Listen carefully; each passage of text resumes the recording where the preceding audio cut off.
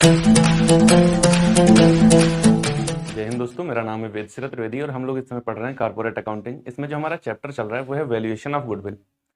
Valuation of goodwill में goodwill होती क्या है, इसके बेसिक से लेकर के एकदम एवरेज प्रॉफिट मेथड और सुपर प्रॉफिट मेथड दोनों ही मैं आपको बहुत ही डिटेल में बता चुका हूं। एवरेज प्रॉफिट की जब बात करेंगे तो वहां पर दो मेथड होते हैं, सिंपल एवरेज प्रॉफिट और वेटेड एवरेज प्रॉफिट। और सुपर प्रॉफिट मेथड में जब हम लोग बात करेंगे तो वहां पर हमें नॉर्मल रेट ऑफ रिटर्न चाहिए होती है, नॉर्मल प्रॉफिट चाहिए होता है, और एवरेज प्रॉफिट जो नॉर्मल प्रॉफिट के ऊपर है वही सुपर प्रॉफिट होता है। तो दोनों ही बहुत ही डिटेल में मैं आपको बता चुका हूं। साथ ही साथ मैंने आपको बताया था कि अगर आपको एवरेज प्रॉफिट मेथड और सुपर प्रॉफिट मेथड समझ में आ गया तो समझ लीजिए वैल्यूएशन ऑफ गुडविल कंप्लीटली आप समझ चुके हैं। मतलब इनसे आगे कुछ और नहीं है। लेकिन मेथड दो और भी हैं। वो मेथड कौन से हैं? कैपिटलाइजेशन मेथड और एन्युटी मेथड। तो आज हम लोग अपने इस वीडियो में बात करने वाले हैं कैपिटलाइजेशन मेथड की, अर्थात पूंजीकरण विधि से गुडविल का वैल्यूएशन कैसे किया जाता है। साथ ही साथ मैं आपको बता दूं, हमारे YouTube चैनल कॉमर्स विद वेदसिरा पर आपको financial accounting, financial management, corporate accounting, income tax, statistical methods से रिलेटेड वीडियोस की कंप्लीट प्लेलिस्ट डिस्क्रिप्शन बॉक्स में दी है। यदि आपके लिए या आपके किसी दोस्त या साथी सहपाठी के लिए आवश्यक है तो उस तक इसको शेयर कर सकते हैं। तो चलिए स्टार्ट करते हैं। आज हम लोग देखने वाले हैं कैपिटलाइजेशन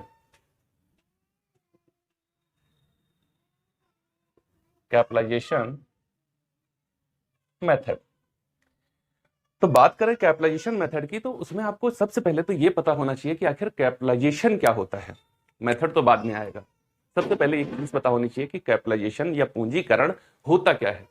तो देखिए, चाहे कहीं पर भी आप कैपिटलाइजेशन की बात करेंगे, मुख्य रूप से अगर आप फाइनेंशियल मैनेजमेंट पढ़ रहे हैं तो वहां पर आपने देखा होगा कैपिटलाइजेशन एक अलग से चैप्टर ही रखा गया है कि पूंजीकरण होता क्या है। 3 लेवल होते हैं उसके, ऑप्टिमम, मिनिमम और आपका मैक्सिमम। मतलब ओवर कैपिटलाइजेशन, अंडर कैपिटलाइजेशन और ऑप्टिमम कैपिटलाइजेशन, ये 3 लेवल भी होते हैं इसके।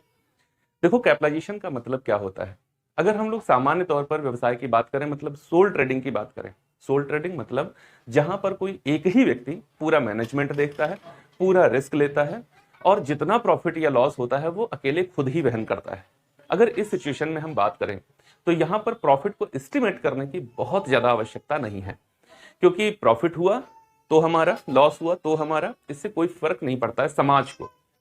लेकिन जब बात कंपनी की करी जाती है, मल्टीनेशनल कंपनीज की बात करी जाती है, जहां पर उनके सैकड़ों ऑफिस बनाए जाते हैं, ब्रांचेस बनाई जाती हैं, हजारों हजार एम्प्लॉयज उनके अंडर में काम करते हैं, बहुत बड़ा इंफ्रास्ट्रक्चर तैयार किया जाता है, उनकी महीने की कॉस्ट करोड़ों रुपए आती है। कॉस्ट कितनी? करोड़ों रुपए आती है।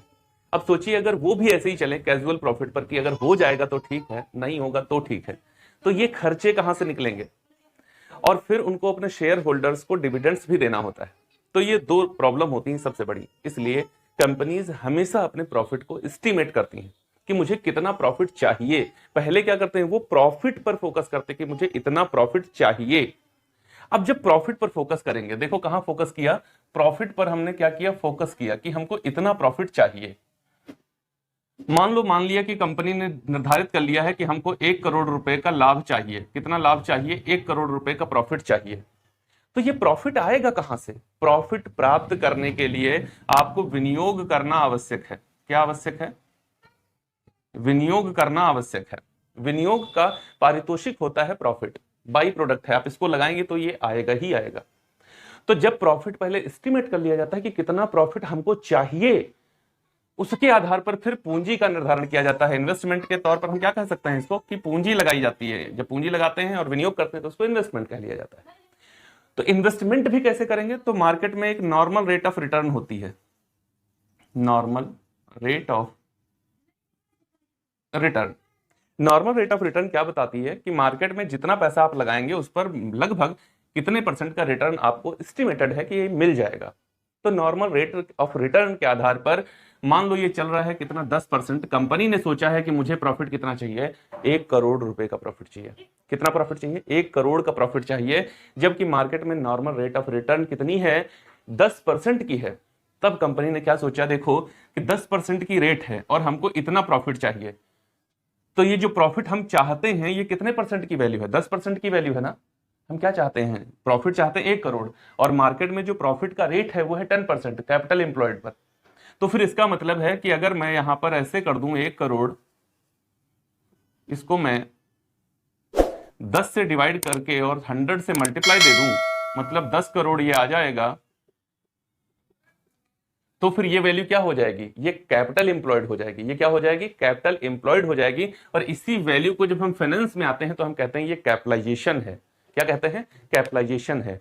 कि मुझे प्रॉफिट कितना चाहिए था, 10% की रेट है, मुझे प्रॉफिट 1 करोड़ का चाहिए था, क्योंकि अगर इससे कम में आया तो मैं अपने खर्चों को पूरा नहीं कर पाऊंगा, और वहां प्रॉफिट की तो उम्मीद ही नहीं है। यहां तो हम ब्रेक इवन पे हैं, ना प्रॉफिट ना लॉस, इतना तो मुझे चाहिए ही चाहिए।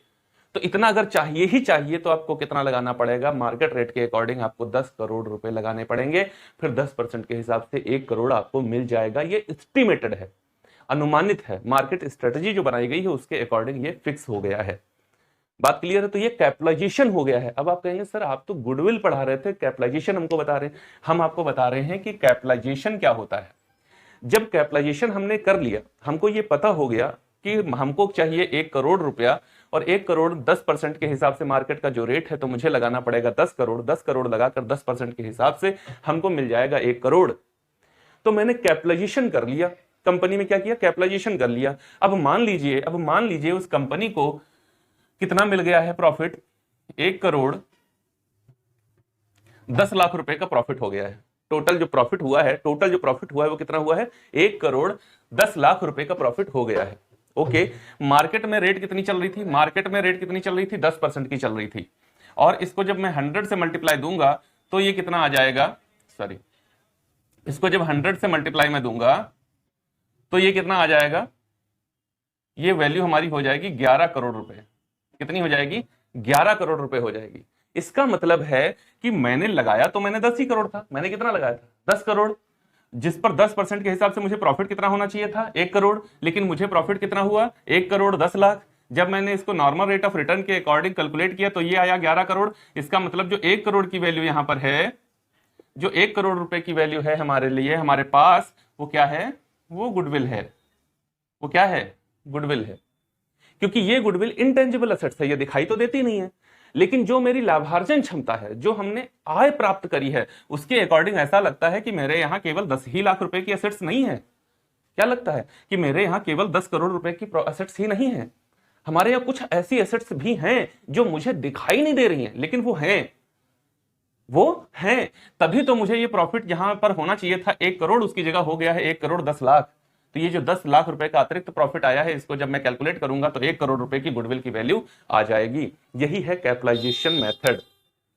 पहले क्या करो, कैपिटल का निर्धारण कर लो, लाभ को एस्टिमेट करके, और उसके बाद में अगर उससे ज्यादा प्रॉफिट आ जाए, जितना आपने एस्टिमेट किया था, तो ये मान लेना कि वो ज्यादा प्रॉफिट आपकी गुडविल की वजह से आया है।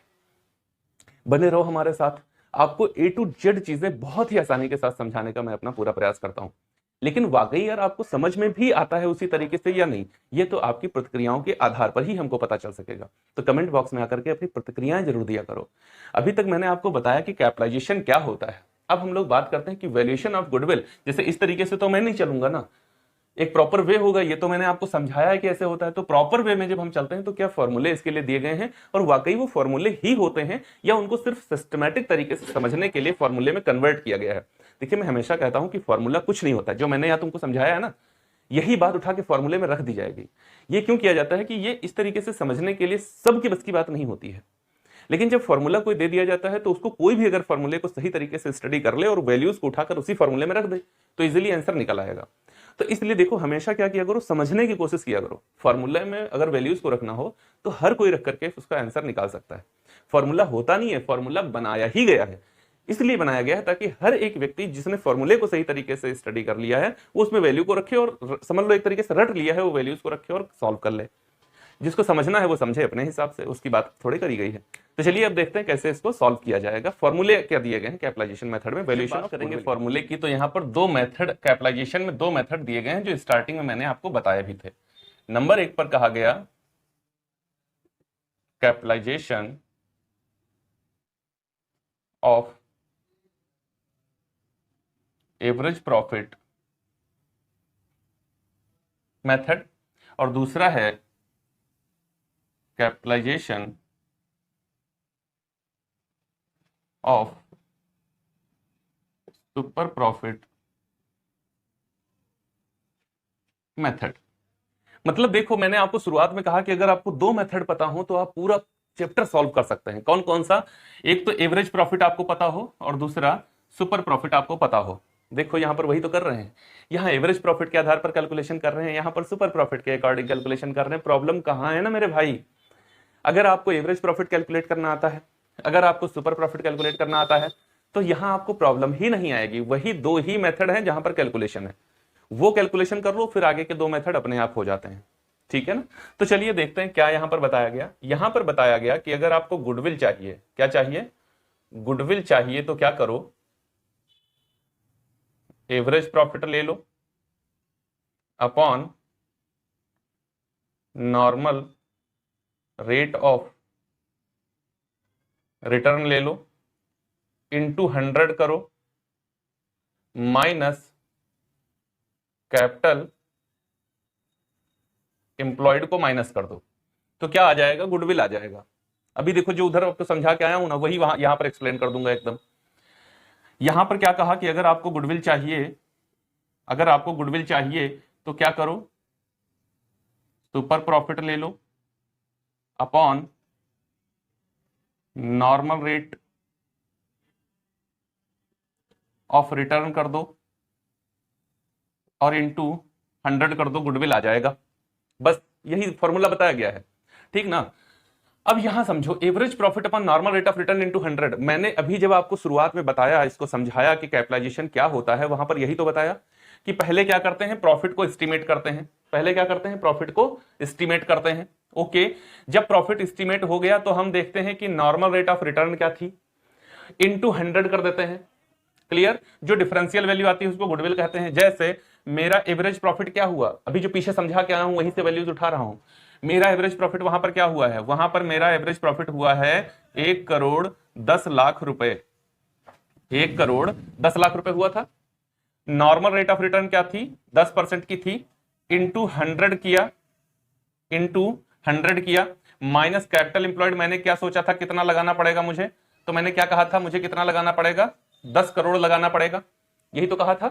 बात क्लियर है? तो देखो फॉर्मूले में आप वैल्यू रखो मेरे भैया, यहां पर जब आप इसको सॉल्व करोगे तो ये कितना आ जाएगा? ये 11 करोड़ आ जाएगा, है ना? कितना आ जाएगा? 11 करोड़ आ जाएगा। माइनस आप कर दीजिए 10 करोड़, बराबर आपकी गुडविल कितनी आ जाएगी? गुडविल कितनी आ जाएगी? 1 करोड़ रुपए की गुडविल आपकी आ जाएगी, कोई रोक नहीं सकता। हो गया? तो यही तो मैंने वहां पर आपको समझाया था, यही तो समझाया था। देखो होता क्या है, गुडविल आई कहां से? गुडविल एक इंटेंजिबल असेट्स है। गुडविल क्या है? एक इंटेंजिबल असेट्स है, जिसको देखा नहीं जा सकता, जिसको छुआ नहीं जा सकता, जिसको महसूस किया जा सकता है। मैं इसको देख पा रहा था, इसको छू सकता था, इसको महसूस भी कर रहा था, लेकिन जो मैंने ये लगाया था इसके अकॉर्डिंग 10% के रेट के हिसाब से मुझे मिलना सिर्फ 1 करोड़ चाहिए था। जब मिला 1,10,00,000, इसका मतलब है कि ये 1 करोड़ जो मेरे पास ज्यादा आया, ये वाला 1 करोड़ जो मेरे पास ज्यादा आया, वो क्यों आया? क्योंकि वहां पर मेरे पास कैपिटल काम कर रही थी। यहां पर आपका है 1, इकाई, दहाई, सैकड़ा, हजार, 10,000, लाख, 10,00,000, करोड़, 10 करोड़, ठीक ना? तो यहां पर जो ज्यादा वैल्यू आई है वो क्यों आई है? क्योंकि वहां पर गुडविल आपके लिए काम कर रही थी। क्या काम कर रही थी? गुडविल काम कर रही थी। इंटेंजिबल एसेट्स है, देखो यहां से निकल के आ गया, कोई फॉर्मूला होता नहीं है। उधर आपको बताया था जो वैल्यूज ऐसे करके, वही यहां पर मैंने फॉर्मूले में सेट कर दी तो भी आ गया। चलो यहां पर देख लो क्या होता है। यहां है देखो सुपर प्रॉफिट। सुपर प्रॉफिट मेरा क्या है? सुपर प्रॉफिट क्या है? Average profit minus normal profit, average profit minus normal profit. अब नॉर्मल प्रॉफिट क्या होता है? देखो नॉर्मल प्रॉफिट का मतलब होता है, नॉर्मल प्रॉफिट वैसे शुरुआत में पढ़ा के आया हूं, नॉर्मल प्रॉफिट का मतलब होता है capital employed, capital employed into normal rate of return upon 100। तो मैंने कैपिटल कितनी लगाई थी? 10 करोड़ की लगाई थी, है कि नहीं? मैंने कैपिटल कितनी लगाई थी? 10 करोड़ रुपए की लगाई थी। जब मेरा नॉर्मल रेट था 10%, तो मुझे कितना मिलना चाहिए था प्रॉफिट? 1 करोड़ का मिलना चाहिए था, है कि नहीं? हाँ जी, 1 करोड़ का प्रॉफिट आपको मिलना चाहिए था। ओके, कितना प्रॉफिट मिलना चाहिए था? 1 करोड़। लेकिन आपको प्रॉफिट देखो यहां पर, देखो मिला कितना था? 1,10,00,000 रुपए का। कितना प्रॉफिट मिला था आपको? 1,10,00,000 रुपए का। तो सुपर प्रॉफिट का मतलब होता है, सुपर प्रॉफिट बराबर average profit minus normal profit. तो मैं अगर 1,10,00,000 माइनस 1 करोड़ करूं मैं अगर 1,10,00,000 जो कि मुझे एक्चुअल मिला है, और जबकि मुझे मिलना कितना चाहिए था, 1 करोड़ मिलना चाहिए था, तो अगर मैं 1,10,00,000 माइनस 1 करोड़ करूं तो मुझे सुपर प्रॉफिट कितना हो जाएगा, 10 लाख रुपए का हो जाएगा कि नहीं हो जाएगा? हाँ जी हो जाएगा सुपर प्रॉफिट 10 लाख का। अब जब 10 लाख का प्रॉफिट हो जाएगा तो रेट कितनी है, 10% की है, क्योंकि प्रॉफिट कितना आता है 10%, क्योंकि नॉर्मल रेट ऑफ रिटर्न 10% है। तो ये जो 10 लाख मुझे आया वो कितने परसेंट पर आया, 10% पर आया, और इधर 100, तो अगर 100 से मल्टीप्लाई देंगे तो कैपिटल इंप्लॉयड आ जाएगा, क्या आ जाएगा, कैपिटल इंप्लॉयड आ जाएगा। तो इसको हमने ऐसे क्रॉस कर दिया, तो ये देखो 1 करोड़ रुपया, 1 करोड़ रुपए मुझे पता चल गया क्या है, गुडविल है। 1 करोड़ क्या है, गुडविल है। 1 करोड़ रुपए की गुडविल काम कर रही है हमारे लिए, जो मुझे दिखाई नहीं दे रही है वो है। इसी की वजह से 1 करोड़ का आप निकाल लो 10%, इसी की वजह से आपको 1 करोड़ का 10% निकाल लो, देखो 10 लाख रुपए की मिल रही है प्रॉफिट। 10 लाख रुपए का जो प्रॉफिट आ रहा है वो क्यों आ रहा है, 10 लाख का प्रॉफिट क्यों आ रहा है, क्योंकि 1 करोड़ रुपए की गुडविल काम कर रही थी तुम्हारे लिए। तो goodwill is also fixed assets, क्या कहते हैं, फिक्स्ड इंटेंजिबल एसेट्स होती है गुडविल। तो गुडविल चूंकि खुद एक फिक्स्ड इंटेंजिबल फिक्स्ड एसेट्स है, उसको मैं देख नहीं सकता, लेकिन है तो एसेट्स, वो लाभार्जन की क्षमता को हमारी वैसे ही बढ़ाती है जैसे अन्य हमारी दृश्य संपत्तियां बढ़ाती हैं। तो जब हमने इसका यूज कर लिया तो हमारे यहाँ गुडविल जो थी 1 करोड़ रुपए की, उसने 10 लाख रुपए का प्रॉफिट हमारा जनरेट कर दिया। इसी वजह से जो कैपिटल मैंने लगाया था इस पर मुझे प्रॉफिट आया 1 करोड़ रुपए का, जो कैपिटल लगाया था इस पर प्रॉफिट आया 1 करोड़ का, और जो गुडविल थी 1 करोड़ की इस पर प्रॉफिट आया 10 लाख का, 10% के हिसाब से। तब मुझे प्रॉफिट कितना हो गया, 1 करोड़ 10 लाख रुपए का प्रॉफिट मुझे फटाफट मिल गया बिना किसी विलंब के। तो ये है कैपिटलाइजेशन, ये क्या है, कैपिटलाइजेशन है।